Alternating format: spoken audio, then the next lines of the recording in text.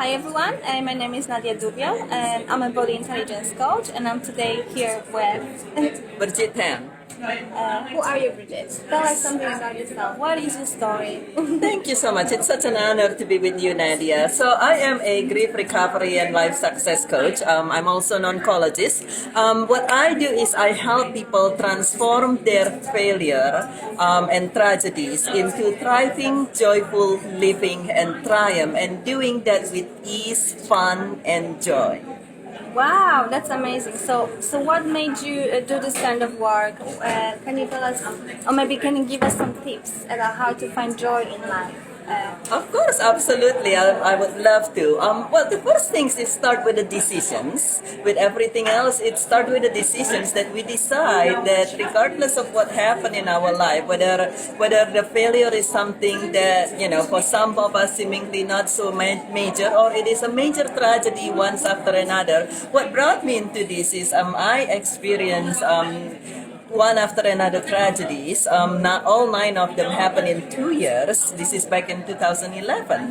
And at the beginning, I wish I could die, but I didn't die. And that's after a moment I learned that I decided that I'm going to not just survive, but to thrive. And that's what brought me into this journey. And so everything starts with the decisions, regardless if our world has fallen apart seemingly, we can decide that we are not going to be a victim, we're going to be a victor.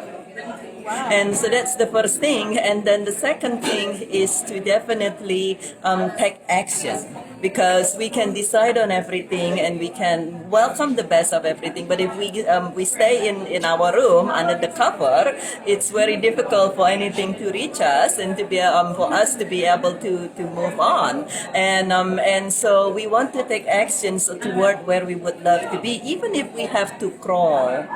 We crawl one little baby step at a time, and before you know it, even in the darkest, deepest valley, very soon we will be able to crawl to a warm, sunny meadow where there is joy and love and success again. And then the last thing is to welcome. I would say that's my 3 keys of the 3 major points is to welcome and to allow things to allow help into our life, as well as to allow ourselves to cry and to feel, not to deny the tragedy that we have been, not to deny our grief and not to deny our sadness, but to allow ourselves to feel them. And when we're able to actually feel things and to be able to do that and allow people to support us as well, that's when we will be able to let go what's no longer need us, serving us, and welcomes what's going to help us recover and live our life with wonderful, beautiful joy. Wow, this is amazing. Wonderful tips. But can we talk a little bit more about taking actions?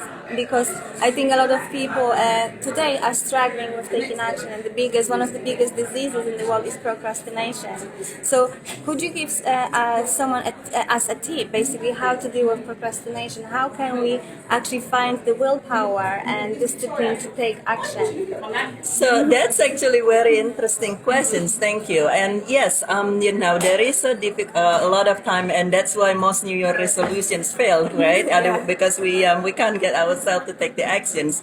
The answer for that is actually there is a difference between willpower and will. Will is one of our 6 mental faculties. So we have our senses, which is the 5 senses, and then we have our mental faculty. Imaginations being one, perceptions being other, will is another one. And will is driven by our heart and driven by our passions, driven by our heart and pulled by passions. And so if we're truly passionate about something, and it's our heart desires, our heart desires will fuel us. It's almost like the fuel that pushes the rocket, and our passions is the goal that's pulling us. And when we actually have will instead of willpower, we will keep going regardless of any obstacles or anything like that. Willpower, on the other hand, is a lot of push energy, and it's almost like if you're trying to hold a big giant beach ball under the water for a while. After a while, we'll get tired, and we're not going to be able to keep it down. And after a while, we get tired from taking action if we don't see the results immediately. And a lot of this transformation for life take a little more than just a week or two. And so when we have the willpower and when we have the passions and heart desires, it will actually allow us to just move into that and stay and have consistent actions, and that will be able to allow us to, one step at a time, baby step at a time, reach where we would love to be. Even baby step takes us up to Mount Everest. Wow, this is amazing. It's so beautiful. I think what you mentioned just now about heart.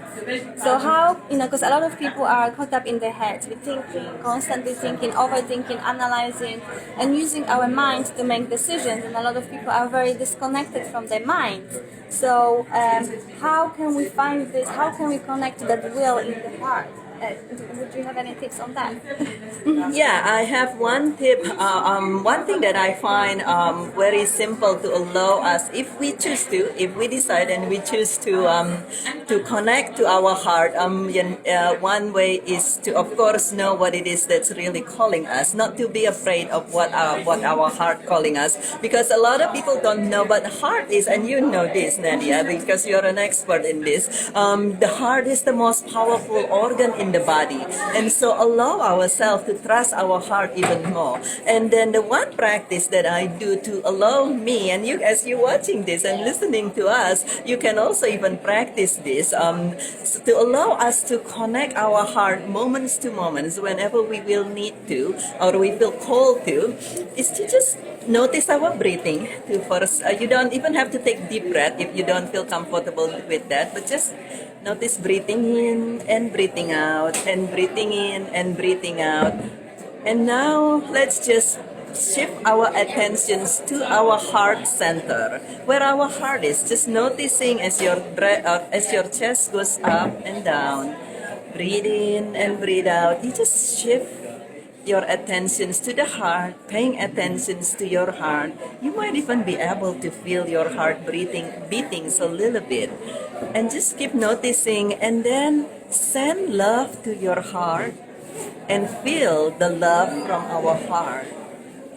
And that will allow us, as we practice that on regular basis, it take ourselves out of our mind and focus on our heart and connect with our heart. Wow, beautiful and amazing thing. This is beautiful message. Just maybe one more question. Can you share with us the most important lesson that you learned in your life? What would you tell yourself as maybe when you were 20, 19? What would you tell yourself? What would be the message to your younger self? Right. So my message would be, well, it's connected, but the message is basically, don't be afraid. Every adversity, every failure, every adversity, every failure, every heartbreak has the seed of an equal or greater benefits in it, which is quoting Napoleon Hills. But then when we understand that every adversity, every failure, every heartbreak has the seed of an equal or greater benefit in it, then we don't need to be afraid. Because as Steve Jobs says, we might not be able to connect the dot looking forward, but we can always connect the dot looking back. So if something happening right now, then it is very easy and it's very human and it's very natural for us to want to be afraid, to want to contract, to want to be worried. But sometimes we can just trust that there is a lot of time, there is the seed of good in there. If we decide that there are seeds of goods, and that if we're going to look for it and plant the seed of good and grow the seed of good. Wow, beautiful message, definitely. Don't be afraid, just follow your heart, everything will be fine. Because you will know in the future when you get there, when you look back at your life, yes, you'll be able to connect these dots and events and experiences that happen to you too. Because everything happens for a reason. And you will know at the end, when you get there, that it's all gonna make yes, sense. yes. Definitely. Thank you so much, Bridget. It was wonderful to meet you, and thank you for connecting. And how people can reach out to you? Can Oh, you just share? thank you so much, and it is such an honor to be able to be with you and to share with all of you. So you can connect with me through a few different ways. You can directly email me, Birgitte, BIRGITTE, at BirgitteTan.com. And so Birgitte at BirgitteTan.com. Another way to connect with me is I'm on LinkedIn and I'm on Facebook. And then you can also go to my website, from grieving to joyfulliving.com. So any of those will help you connect with me directly. Thank you so much. It's such an honor to be with you. Thank you for having me on your platform. Thank you. It was wonderful to meet you as well. Yes. And yes, let's And breathe. thank you for allowing me to share with all of you. Wonderful. Thank you guys. Take care and see you around. Bye.